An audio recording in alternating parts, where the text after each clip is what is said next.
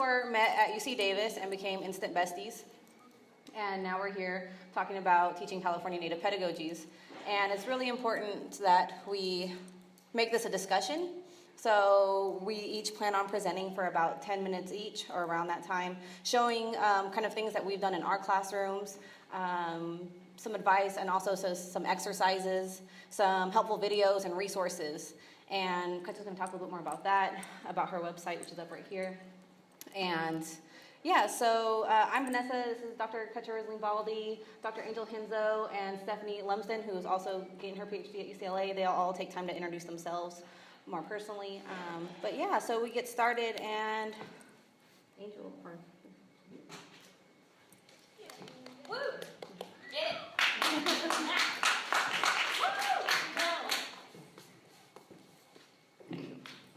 Hijikishani hini karagoina hinu kmache ke ide inu ga igarina. Hello.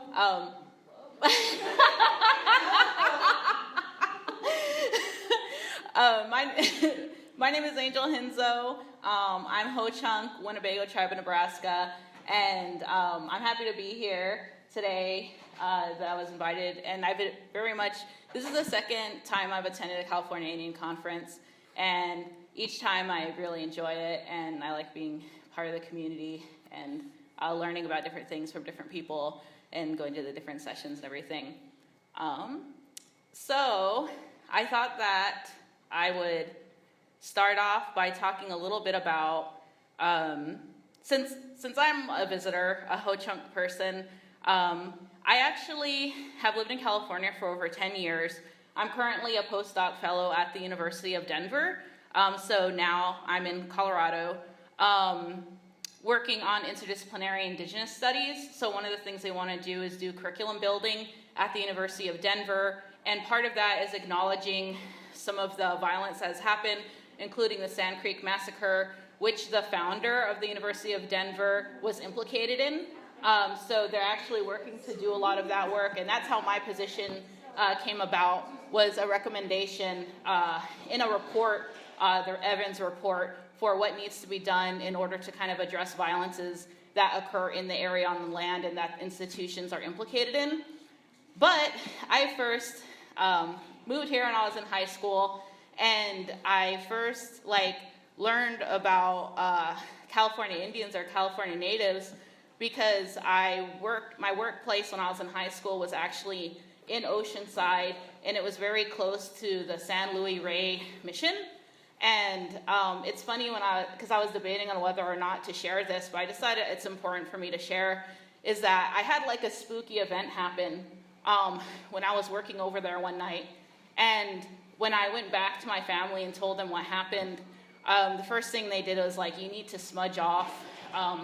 And also, one of the first things is my mom said, well, you're working right by the mission, and, a lot of things happen there, and a lot of violences happen there. She knew more than I did at the time, and I actually looked into it, and this is when I was in high school, because I didn't do my elementary education. I didn't do the 4th grade mission project here. I actually learned about all of that when I was an undergrad in San Diego.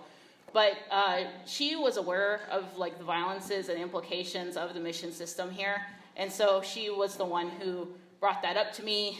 And a lot of my relatives were encouraging me to bring medicine with me from now on while I was working there at night, since I was there kind of late. But I find that's actually what made me first aware about the history of California and Native Indigenous people in California, was that experience. And so I reflect on that a lot. And so I was in the PhD program at the University of California, Davis, and I had the opportunity to teach a few classes in Native American Studies, including Introduction to Native American Literature. And so a lot of what I'm going to be talking about is what I used, the materials that I used in teaching that course, since I think it's really important to talk about the places and teach students who are living in the places about the history of those places. So being grounded in location is important. So although Native American Studies can talk about, indigenous peoples of the hemisphere, it's important to look at where we're at here now. So I used a lot of, so the primary text that I used when I would talk about these histories was Deborah Miranda's Bad Indians, which came out, which is a great book, a great resource for people. And one of the things, so I'm going to go through 2 activities that I used. And one of the activities that I wanted students to engage with mission narratives and looking at these critically and understanding where do some of these narratives come from, what are some of the ideas behind why this particular narrative is talked about. And so that was something for them to like critically engage with those things. So that was the purpose of this particular assignment. And I began off by saying how California is storied, that there's sacredness of spaces and connections to land. There's connections to storytelling and identity. This is a quote from Deborah Miranda. Story is everything we are. Human beings are made of words and the patterns we construct of our words. So I have students think about that and think of how places have impacted their own lives also. So this is just like a discussion question that I would use. Consider the connection to who has the authority to create these stories or narratives. So that's kind of how I begin setting up in thinking about looking and being critical of mission narratives. So I wanted to show you the questions beforehand, but usually I have students break up into groups, and I give them different narratives from different resources, and I have them look at what is the significance of the source, what is problematic about the statements, or what is the statement trying to say, kind of like a paraphrase, what is left out or included in this statement, what is its purpose, and what do you think Deborah Miranda would have to say about it?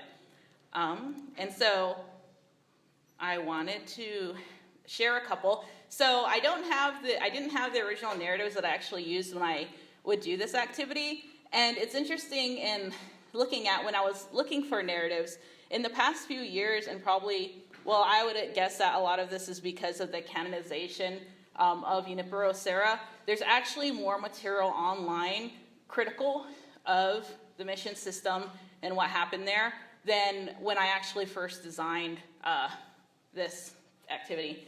So this is something from PBS. In 1769, a Franciscan missionary named Father Junipero Serra led a Spanish army up from Mexico and reached present-day San Diego. It was he who built the first 21 missions that would extend up north to San Francisco. He also set out to make the native population slaves to the farms supporting the missions. Spanish soldiers kidnapped Indians by the thousands. They were given Spanish names, dressed in blue uniforms, and became farm workers, something they had never done. They also were forced to care for livestock, tanned hides, and produced candles, bricks, tiles, shoes, saddles, soap, and other necessities. So this is very much a critical narrative from PBS, from their page, talking about assimilation, relocation, genocide, specifically genocide in California. So this is something I would present to one group of students. And then here's an example about Mission Solano that I would give to another group. And this one reads, life at the mission was difficult for both the fathers and the natives. But because they were the last mission to be built, they had plenty of help to start the mission. During their early years, most missions had trouble supporting themselves and depended on deliveries of supplies and food from New Spain and other missions. Often the ships were unable to make the trip, and the mission's members went hungry. It normally took several years before a mission was able to plant enough food and raise enough cattle and other animals to be able to feed everyone who lived at the mission. And Mission Solano received tools, animals, and food from the other missions in the area. So there are things that are left out of this. And then it does say, normally those that lived at the mission went by strict schedules. The fathers were used to this type of lifestyle, but the neophytes were not. The structure of mission life was one of the reasons many Native Californians tried to leave. So definitely the use of language and thinking about neophyte and naming people and the implications of that would be something that we would talk about in comparing these. So each group would look at their own narrative and answer these questions amongst each other, and then we'd come back together as a full class, and I would put each one up so everyone could see what it was while the group talked about their answers in response to, looking at these critically. And usually I would also give with them a briefing on the source of where it came from. so they could think about, well, what is the organization or whoever it is putting forth this narrative gaining from continuing this particular narrative. The second source is actually something that was created as part of a master's project, pages from someone from CSU Bakersfield, and they described it as a resource website for teachers and students in their study of the California missions. And so one thing I would say is, well, if a teacher was to use this as a resource, what are some of the implications of leaving out particular information that was present in the first one? So we'd have those kinds of dialogues comparing these. So that's one kind of activity that I would do in in talking about this particular history, while they're also thinking about the critical use of language, and they can begin thinking about how they want to use language in order to kind of put forth their own ideas in their own writing. So it's like a writing development exercise. And then the second activity I wanted to talk about is also based off of Bad Indians, which some of you may have seen this before. It's towards the end of her book where she shows a letter for the parents of fourth grade students and parents who are about to have their student work on a mission project. And I'm guessing a lot of people in here kind of know about the problematic nature of the mission project. And so she has this letter put out in talking about it, and also the list of worksheet questions that a fourth grader would receive. And she compares it to, what she does is she creates another assignment, the Birmingham Plantation Project, comparing these histories of violences and what it would be like if a fourth grader was asked to kind of do a similar project in the same way, and the problematic nature of doing that. The third paragraph reads, fabricated plantation project kits that can be purchased at the local craft store may not be used. I would like the students to learn the value of problem solving and being creative when constructing their projects. So the fact that there is a whole industry built around the construction of these mission kits, while kind of like overriding the violence that occurs, and what that would be like if that was done for other things. And she creates another worksheet from a concentration camp. Like if there was a concentration camp project, that would be similar or on parallel to that. So I have them look at those writings, and let me see, go back here. And I want them to put themselves in the place of the fourth grade teacher. Since I'm working with undergrads, and they may be in, who knows, in the future, they may be in positions where they're put into teaching positions also. So I asked them, what is Miranda's purpose in creating the Birmingham Plantation Project and the concentration camp project? According to Miranda's representation, what are the primary skills this teacher wants their students to utilize or learn? So it's making them think about what their pedagogical practices would be. What would their practices be in the classroom if they had to teach this type of assignment? And then I have them get into groups and construct an outline or list of ideas about how they would redesign the California Mission Project. I also give them the option of, if they want to design a new project that talks about California Indian history to fourth graders or to people in elementary school, what would that include? So if they think that whole idea is totally not something that fits, then what would be something that fits? By incorporating Deborah Miranda's critiques into that. So, and then I have the reminder, remember to consider the development of the same skills the original project addressed. Since, in curriculum development, the teachers are trying to get students to think about writing, and they want to incorporate art and all these other things. So I try to have them kind of reproduce those kind of goals and keep those goals in mind. And also Miranda's point, haven't we lived under the burden of California mission mythology and gold rush fantasy long enough? So those are two examples, and you'll talk about a little bit more how we're hoping to kind of put online some more of the different activities that we do that are similar to this in incorporating California Indian studies and history into projects. There's definitely one thing that strikes me as a Ho-Chunk person, who's not California Indian. When I look at the history, I see a lot of parallels with my own community, and that definitely resonates a lot with me. When I look at my own history, which is what I research, there are a lot of parallels in that. In the story of my tribe's removal, a lot of it was due to encroachment of miners who were working in lead mines. And so in looking at how there was a driving force similar to the California Gold Rush. And so I think it's very important to talk about these things. And so I still talk about my experiences teaching California Indian history, even though I'm in Colorado now, because I think it's very beneficial for a lot of indigenous and non-native communities, and think about the history of the places that they're at. So I'll end there. Thank you.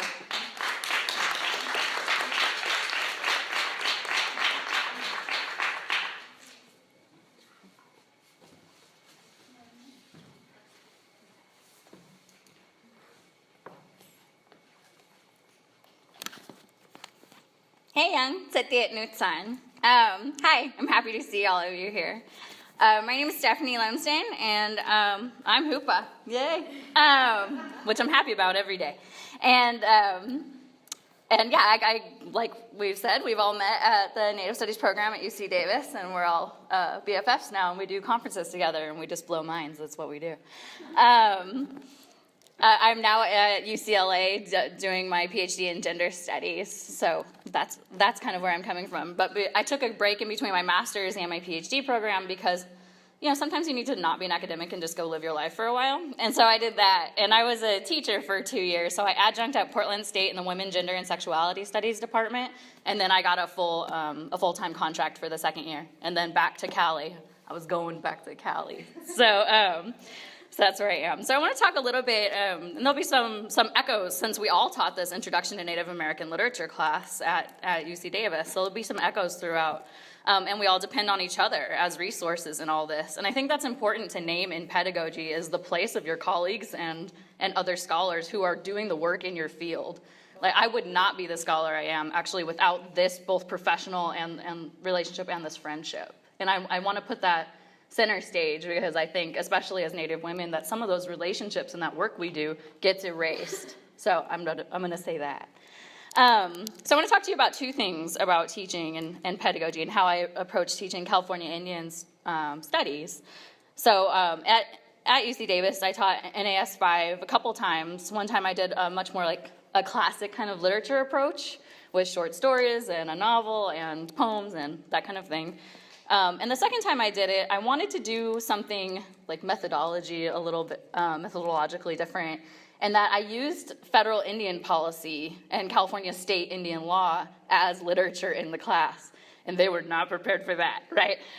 So you have these undergrads signing up for like, yay, literature, I'm going to learn about the 4 directions and how Indians are however they are. But they sat in, and I was like, anyway, PL 280 as literature, the Violence Against Women Act as literature. These were authored, these were made up, right? As an audience member mentioned in Dr. Bauer's talk, that these are tall tales, right? Like somebody invented this process, and they did it with an intention. So I think how I approached literature in that particular class was that, like, what do we understand literature to be? And that became really important to how I taught California Indian Studies. So I want to say also that there's some resistance to that. Like, who wants to go read Indian law? I mean, ever. But who wants to read Indian law when they signed up for a literature class? And I guess some of that, I just kind of went along with them and was like, what if these are characters in a story? And I just kept kind of massaging that into how I did each lecture. It was also a summer class, and it was every day, so they couldn't get away from me. So I really managed how they read these laws, and it was really beneficial.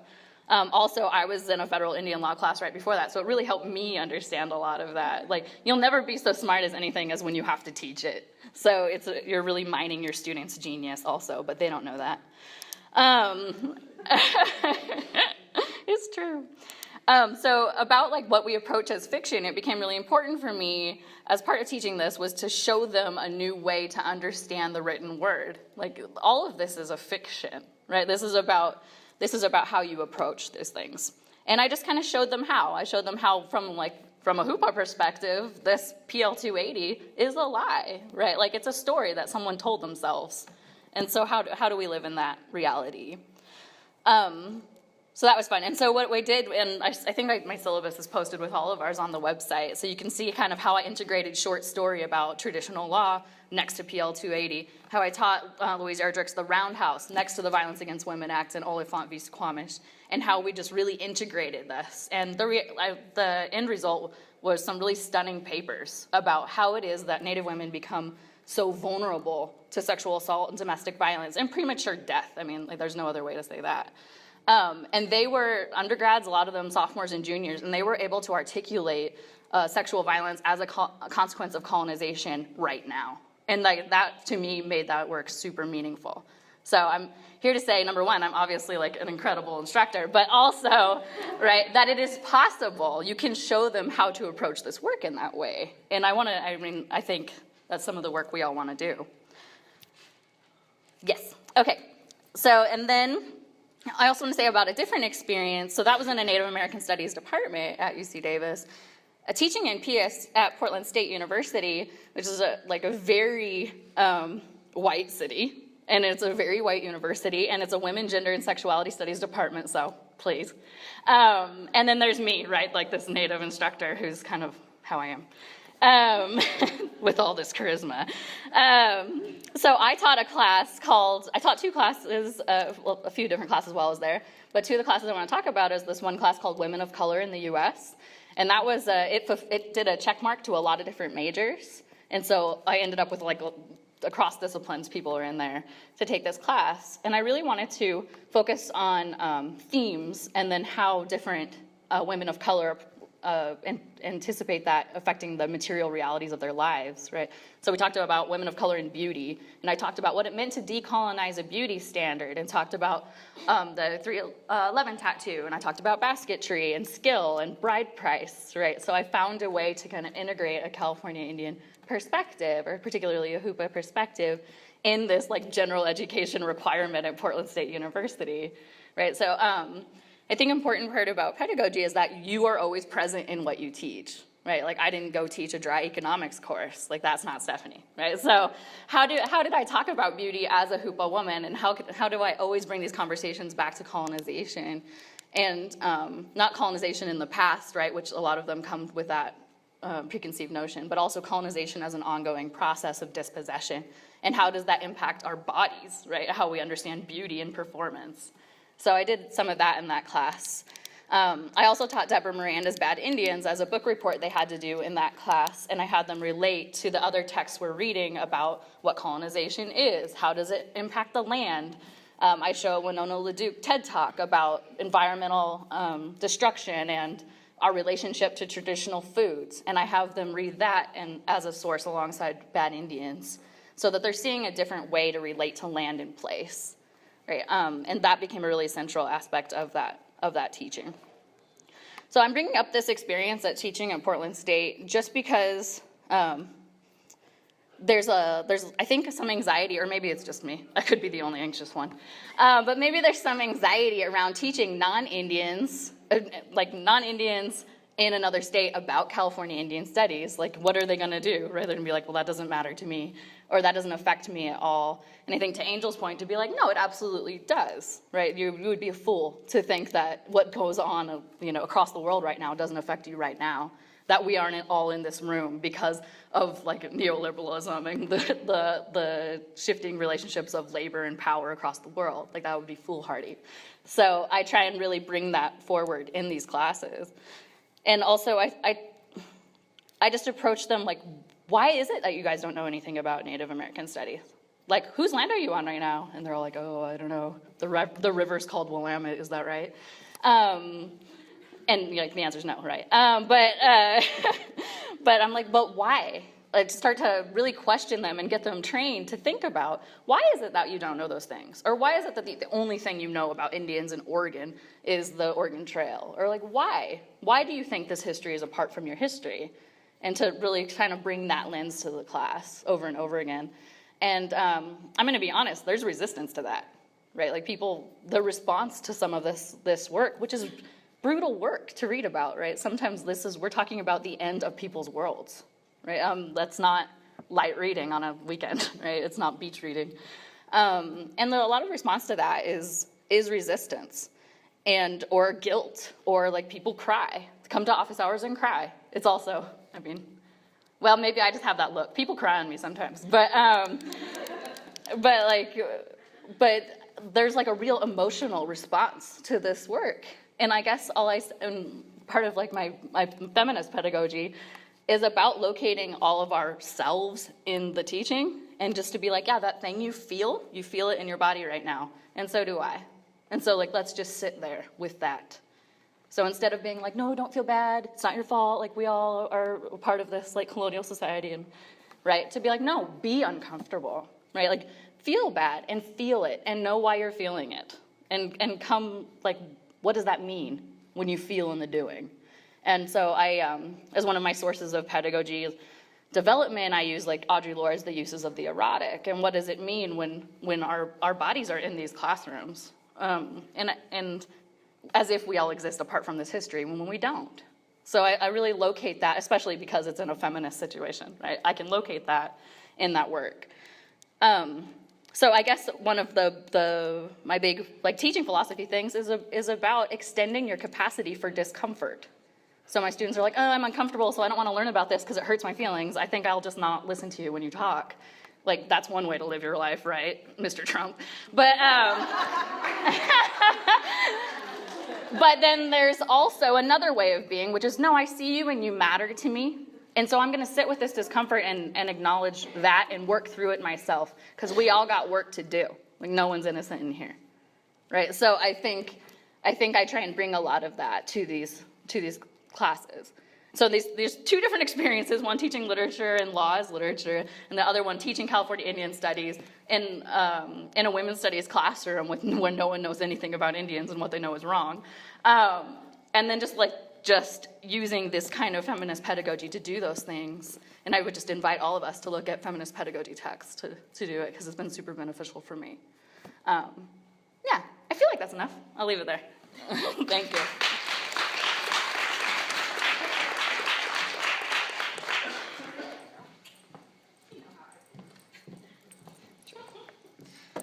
Hard acts to follow. Okay, so I'm Vanessa, so I know some people kind of came in late. And today I really wanted to talk about a couple ways I teach Native American literature, but I bring them into a lot of my classrooms. And I always kind of start my class with telling everyone to shut their eyes and imagine a Native woman. And they all shut their eyes, and the first person they blurt out is who? Pocahontas, right? Because first off, yes, we all look that good, obviously. Yeah, or Sacagawea, and I asked them to question that, right? Why are those the two only Native women that you've ever heard about, learned about, right? So obviously it's because they helped white men, right, through colonization. And I tell them, I like to use like more creative exercises and things like that in my classroom, and so I'm going to show you a couple. I normally use bad Indians, right, because who doesn't here? But I use the text about Juan Justo, and it's about a 2-page reading within the book. And so if I don't have them read the whole book, I have them read sections of it, because it's really good to part out as well, to at least include into your lectures. But this one is about NAGPRA. Does most people know what the Native American Grace Protection and Repatriation Act is? Most people? Do you have anybody that doesn't know what it is? So it's the act of repatriating, right, bodies and our ancestors back into the earth, or to the people. And this text is really fantastic, or this 2-page part about Juan Justo, and it talks about, it's a scientist's notes who's writing notes about this Indian person, and this Indian person thinks that he's his friend, but the Indian person doesn't know he's an object of study.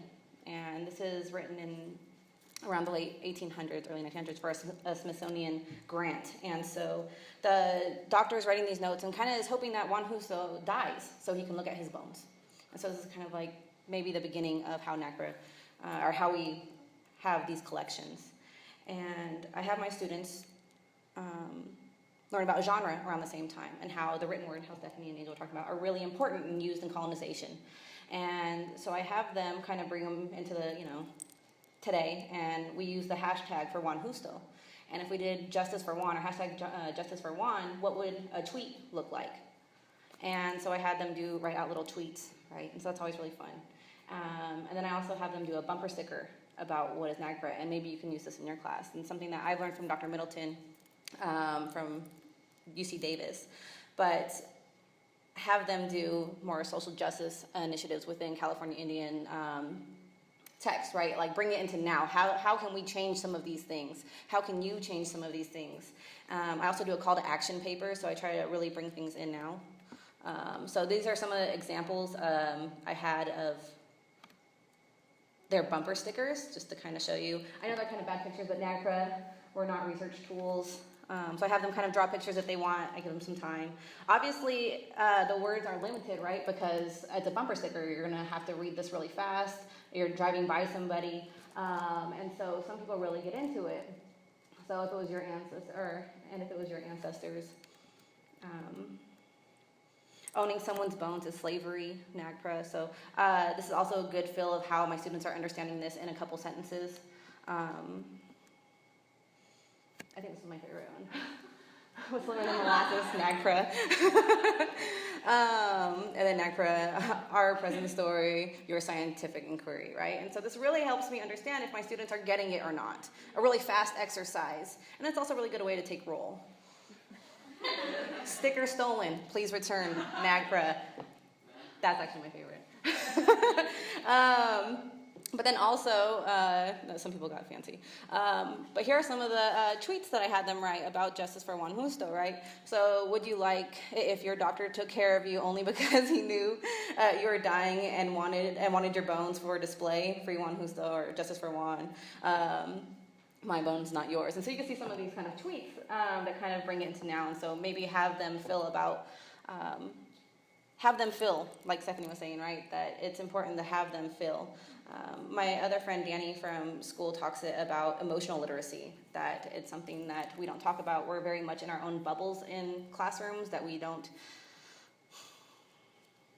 It's called like the American effect, right, that you're just walking in this bubble, I have to worry about myself. But that's something that's not rooted in our Native communities, because we're not ever for ourselves, we're for our community, we're for our people, we're for the next generations and the past generations, and all coming together. But I just wanted to share those two quick experience or exercises that I kind of do in my class. Maybe you can implement in yours. And one other thing I kind of wanted to talk about was when I first start my class as well, I usually tell them that look around the class, right? I teach at UC Davis. Native American, the demographic, right, is less than 1%. African American, I think, is like 3%. Chicanas is higher. The highest population is white and Asian. And obviously those are problematic in categorizing anyways. But at the same time, I ask my students to think about that. Who's in your classroom, right? There's a reason why I only have 1 black student, 2 Indian students in a classroom of 25. And my students of color are always the ones that talk the least. Why is that? And so I ask them to check yourself. And I actually learned this also from Stephanie. She tells me a lot to do, so I listen. And she's awesome, right? So why won't you listen to her? But she says how she also teaches in her class to say, check how much room you're taking in your classroom, right? And so I'm talking about my white students that sit up front and feel the need to talk all the time. And I'm like, no. Look around, see who else wants to participate that hasn't had the experience of people telling them that your thoughts are worth saying, that you should participate more, right? And so checking the privilege as well. But yeah, I'll leave it there, and we're going to conclude with lovely Cutcha, Risling, Baldy.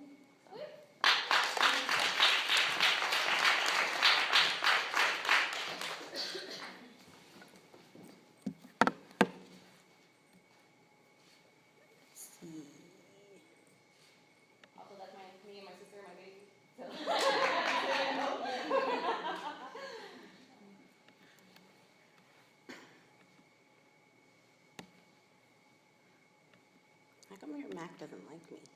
It doesn't like me very much. Make it big. She said to press the green button. Oh, see. All right. Hey, young everyone. So we want to give you guys plenty of time to sort of have a conversation with us, ask further questions, and we can ask questions of you about how you teach your classes or what experiences you've had as well.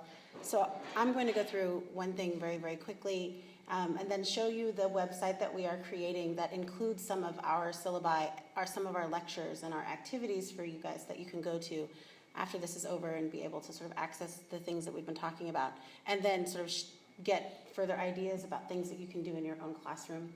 My name is Cutcha Baldy, Dr. Cutcha Baldy. I'm a professor here at San Diego State in the American Indian Studies Department, but just until December. And then after December, I'm going to start as a professor at Humboldt State University in the Native American Studies Department. So going home, which is exciting. I grew up there, so we're excited about that. But also bittersweet because it's been an amazing experience here with the people in this department and the students, especially the classes that I've been teaching, the things that I've been able to do. And in the last year, I've sort of developed my pedagogy of California Indian Studies specifically because I always tell my students, like, I'm a hoopa, so I'm going to mention hoopa like once a class, and it's going to be in a way that lets you know that hoopa is really important. And if I don't do it, then random hoopas show up and they're like, we heard you weren't talking about hoopa enough. So, and by the end of the class, I can ask them, I'm like, what tribe am I from? They're like, hoopa, right? Like everybody knows hoopa. On the first day of class, I ask them a series of 10 questions that they have to answer. And then they get extra credit for any question that they get correct. And usually nobody gets them correct. The first question is, how many federally recognized tribes are there in the United States of America? I've gotten answers all the way from 2 to 7,000. So people have absolutely no idea about even sort of basic questions. And one of the questions I ask them is, name a tribe in California, any tribe at all. I've gotten Cherokee, Choctaw, Chickasaw, right? Like they're kind of guessing. And the other question is, name the tribe that is from the place that we are at right now. So the tribe right now is San Diego. Name the tribe that's from San Diego. And some of them will know, but many of them don't. But by the end of the class, they all know. They can all name a California Indian tribe. They can all tell you about the Kumeyaay, because we spend the first 2 classes just learning about San Diego and the Kumeyaay people. So this is something that I've been doing in almost every class. But I also redesigned my classes so that I'm focusing now on what I'm calling the rhetorics of Native American studies. And it is putting in the class in an order that helps them to understand some key words, that they're able to then pull those key words out of everything that we're reading. And those key words are sovereignty, self-determination, survivance, and decolonization. And each of my classes are designed so that there are sections under sovereignty, self-determination, survivance, and decolonization, readings, activities, and everything that helps them to understand that term, and then also be able to engage with it, and then they do a project around it, and then they write a paper about it. So every one of my students right now is writing a paper about survivance. Every one of them could tell you what it is. And I asked them, how many of you knew what survivance was before you got here? And they said they had never even heard of that term. So in case you don't know what survivance is, it is a term that they usually say is the combination of 2 words, survival plus resistance. It's supposed to be a way to kind of talk about how Native people weren't just surviving the things that were happening to them and haven't been during colonization, and even during this period of time. They were also resisting at the same time. And that resistance is important because in that resistance, what you see are Native people who are really thinking about the future. And so while Native people have always been thought about as dying, vanishing Indians, people who knew that their time on Earth was over, that they were going the way of the dinosaurs, that somehow they were all just disappearing and there was nothing we could do because they're just not meant for this world. Once they meet white people, and white people are the ones that are supposed to sort of take over. And we've all heard this narrative. When you change the narrative to one of survivance, what you see is that Native people were always thinking about the future. They had planned to be here until the end of time. So all of the things that they were doing was to say, how are we thinking about our future generations? How are we thinking about our futures? What do we want in the future? And how are the things that we're going to do be about making sure that we are here in the future? So their survivance becomes very important to their stories. Anything, the missions, the gold rush, anything that we used to talk about as they were on their way out and they're all going to die. We get rid of students talking about things like they lost their culture. And then I'm always like, where did it go, right? Where did they go to find it again? Like, they must have lost it somewhere along the way. Instead of saying they lost their culture, it's talking about the way that they made sure to maintain their culture, to keep it as part of who they were. They can all tell you now about survivance. And one of the things that we also really focus on when it comes to that is that survivance is not just a thing that happens in the 1800s or the 1900s. It is something that Indian people are actively doing today, that they are very much talking about what are we going to do with our futures and what is our future going to look like. And how do we start talking about how our future is informed by our past, right? But that we are also always moving forward. So as part of that, I direct them to this website, not the least of which is because this website is my nonprofit that I'm a part of, but also because we've done a couple of projects, I think, that really speak to modern Indian people who really understand and have been working with sort of their traditions in a very modern way, and then show that this is something that is continuing. So we are a continuing people rather than a people who sort of were destroyed and are coming back from that. There are a couple of projects I wanted to highlight for you and to tell you a little bit about how we use those projects in the classroom. The first is the Northwest Coast Regalia Stories project. This project was actually something that we put together to write about 2 dresses that are from the Northern California community. These are 2 traditional regalia dresses that have been in our community for, well, this dress actually over here since the 1800s, and this dress since like the 1920s.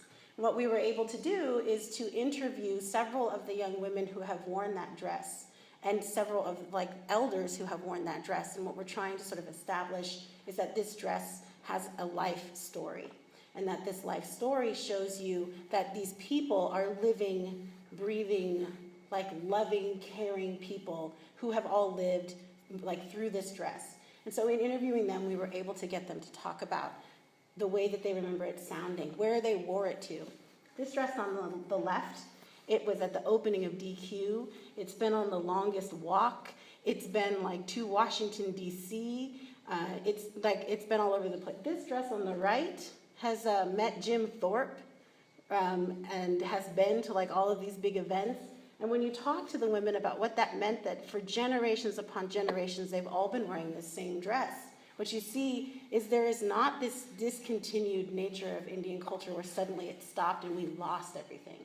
But that we, even with everything that was happening, made sure that we were going to continue, especially when it came to like our dances and our ceremonies.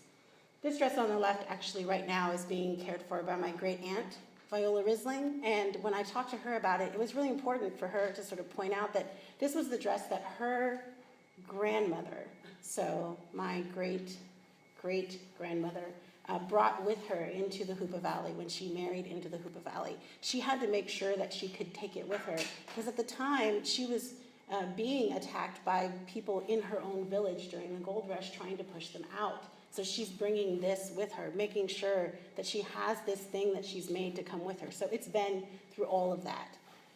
Along with exploring that side of it, we also talk about modern regalia traditions, and we have people who have written for us about things like the bark skirt, dentalia, basket hats, and the blue jay veil, contemporary jewelry, and buckskin dresses. So it really tells you about women's regalia, the important role that it plays in the community, where it's from, what it's being used for now, how it sort of like speaks against the rhetoric that we are primitive, that we are hunter-gatherers, but rather that we have these very like long and important traditions that we have always practiced and then continue to practice.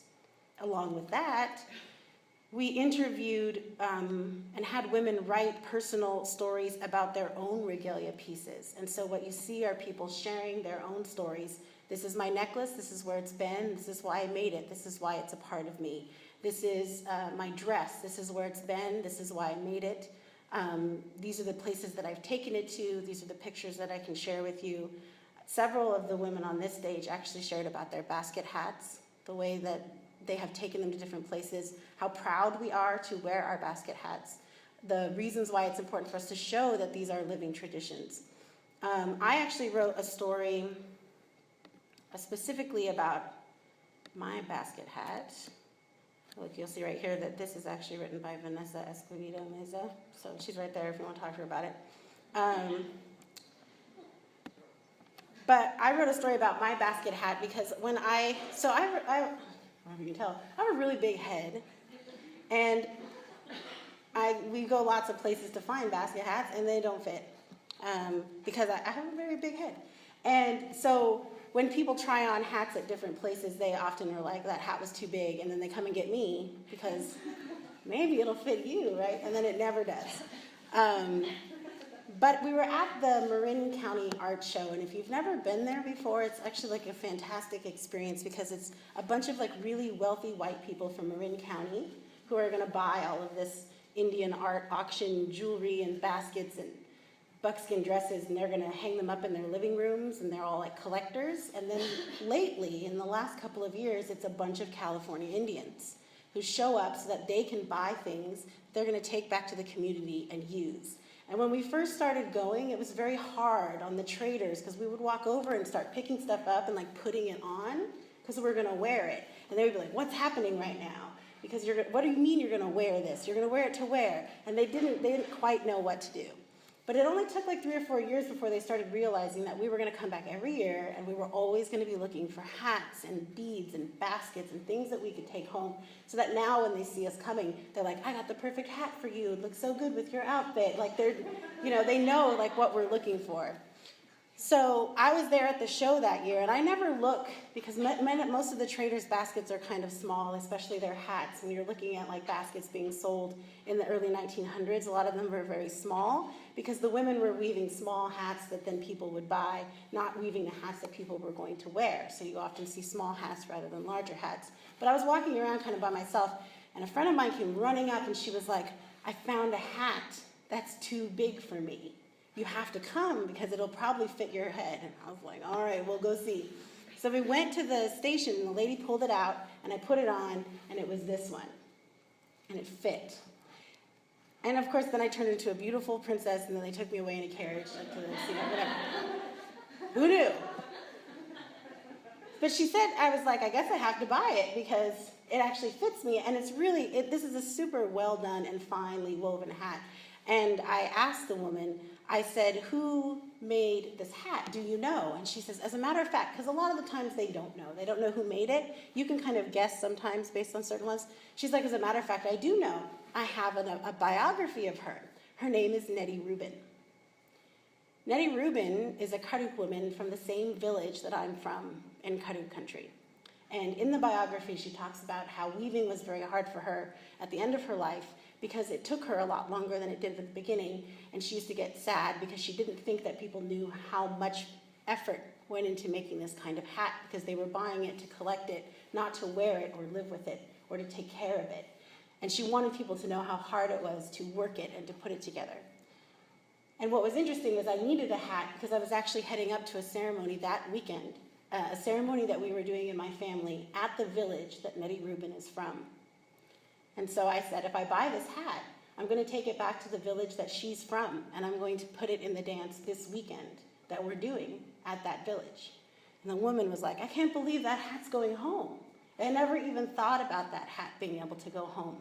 And the only reason why she's selling it is because the woman she was selling it for needed to sell basket hats out of her collection to try to protect her house, because she was going to lose her house to foreclosure. So she was selling these basket hats, which she would have never sold otherwise. And she's like, but I'll bet you that she'll be so happy to know that this one is going home. And it went home that weekend and danced in Nettie Rubin's village.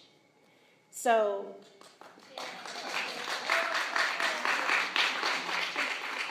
So these are the kind of stories that you tell and that we tell in our classrooms to our students to say, like, we are living peoples, and these are living stories. Like, Nettie Rubin's story doesn't stop because she stopped making hats when she passed away. And her story doesn't stop because she wove it into a basket.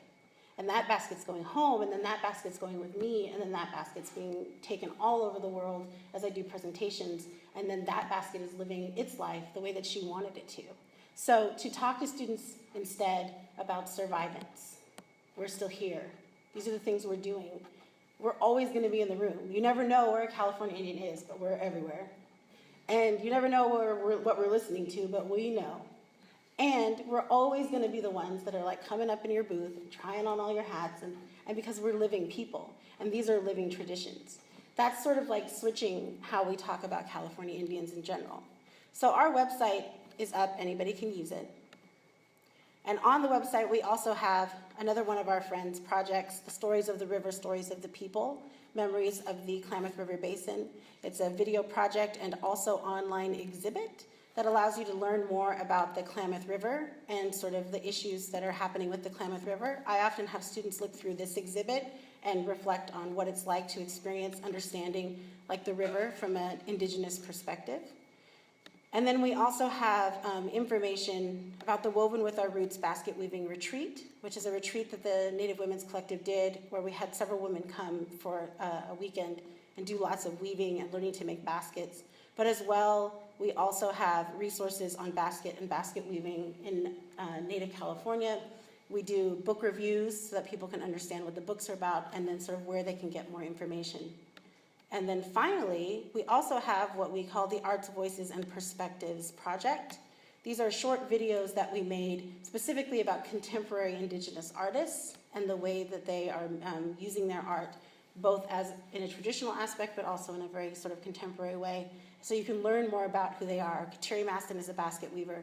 Marlette Grant Jackson is a jewelry maker. And then Swarm David Baldy, who's my brother, is also doing lots of artwork, and he made my hair stick that I'm wearing today. So those are also ways that students get to see modern Indian people doing things. What I love is I showed them Katiri's video one time, and it's about her making baby baskets, and she says this line where she's like, there's baby baskets are the ones that I get the most requests for.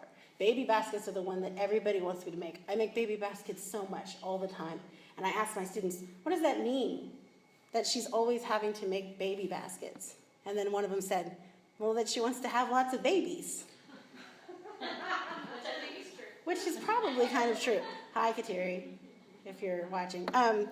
But it's to get them to this idea that we are having babies. We are California Indians having babies. This is our tradition. They are still in their baby baskets. That's why this is important, to think of us as living, breathing, loving people here. So that's where I'm going to end. I'm also going to show you this. If you go to my website, which is cutcha-rislingbaldy.com, under projects, you'll find our website, the California Native Pedagogies website. And here's where we're starting to put up the syllabi, the lectures, and the resources that we've talked about today. So you'll be able to get at these things and use them in your own classrooms, hopefully, or share them with other people, get some ideas about how you're going to engage with some things. So hopefully you guys will go there if you also have additional questions. Sadia.